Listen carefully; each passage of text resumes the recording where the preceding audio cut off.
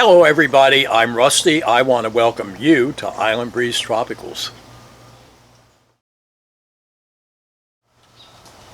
So today we're going to have another episode of Collecting Corner, and we're going to be taking a look at two very similar but also very different bromeliads from the same hybridizer. We're going to be looking at Neoregelia Martin, and we're going to be looking at Neoregelia Sheba. So you know what? The sun is shining, the island breeze is blowing. It's time that you and I got growing. Come on, let's have some fun. Let's take a look at Neoregelia Martin and Neoregelia Sheba. Well, okay guys, we're up here on the plant deck, and I want to show you two really colorful bromeliads. Now they are in the genus Neoregelia, and believe it or not, they come from the work of the same hybridizer. So what I'm going to show you today is Neoregelia Martin, or Martin, I'll go into that in a minute, and Neoregelia Sheba. I sometimes interchange Martin for Martin. I'd always called this bromeliad Neo Martin, and I've read somewhere that it is really Martin.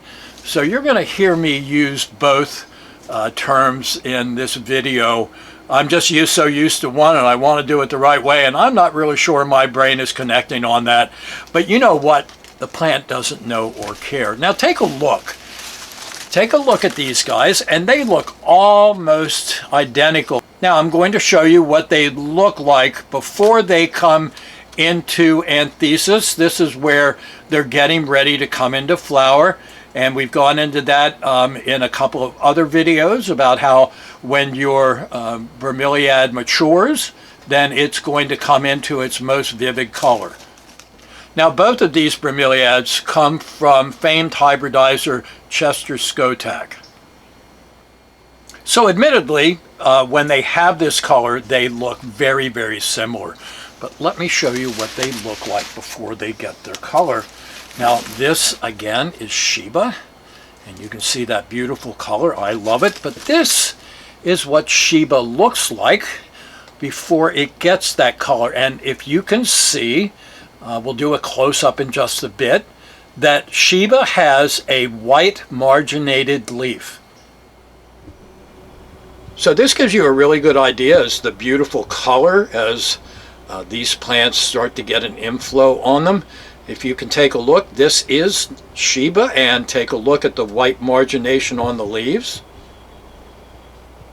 It really does have some beautiful color. Now don't forget, this is a Neoregelia, so the inflow is never going to rise above the central cup. Now this is Sheba. It's a younger plant, but take a look at that beautiful white margination, and I think it really makes this plant a real standout. I really like it even without the color. So let's take a look at Martin. Take a look, beautiful color, but it looks so much like the Sheba I just showed you. But this is what Martin really looks like, and we'll have another close-up of course. But if you take a look at this. It is variegated, not marginated. Again, margination is on the edge of the leaf. That's where you have white color. And take a look, Martin has the variegation in the middle of the leaf. Now this is a really nice close-up of the central tank of Martin. This does not show an inflow, but with this color it's going to get one, I think, pretty soon. And if you can get an idea, you can see that this is not marginated. Take a look at the center of the leaf, and that is where the lack of chlorophyll is. And that's what sets it apart from Sheba, even though they do look very similar. And here is Neoregelia Martin. And you can see very, very well, I think, that unlike Sheba, these are not marginated. These have a variegation that is in the middle of the leaf. Now, one of the cool things about both of these plants is that they are both stoloniferous. They don't climb so well as they clamber, but nevertheless, they do have stolons. If you can see that right there, and again, this is Martin. See that pup right there. Now that's coming out on a stem. And the same thing is true of this Neoregelia Sheba. And there you go. Now I got her. If you can see that pup right there, I bring it around there. And they are both on stolons. So these plants will do really, really well in hanging baskets. You can put them in trees. I think that they're going to clamber better than they climb, but they can still be arboreal just like an awful lot of bromeliads can.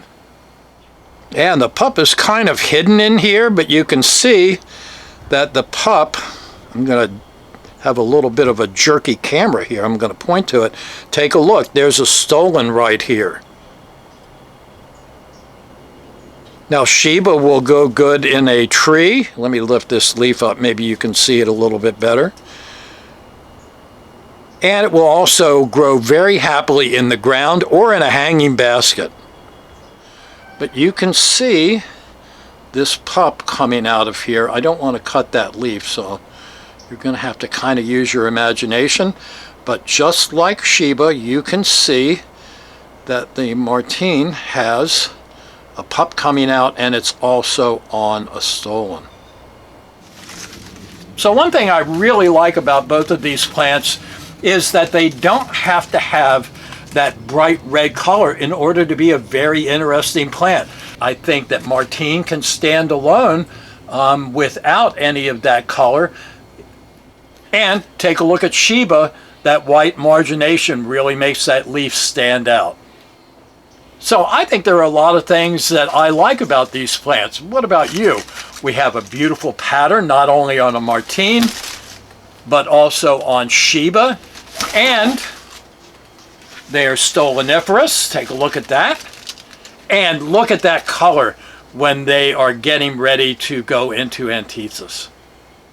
So based just on that, I think these are worthy to be in your collection. Well, okay, guys, that's it. I hope you enjoyed this episode of Collecting Corner, and maybe you might like to add Neoregelia Sheba or Martin or both of them to your collection. So no matter where you are, I hope your sun is shining. I hope you have an island breeze blowing. I know that you need to keep growing, have lots of fun. Thanks for stopping by, and we'll see you next time.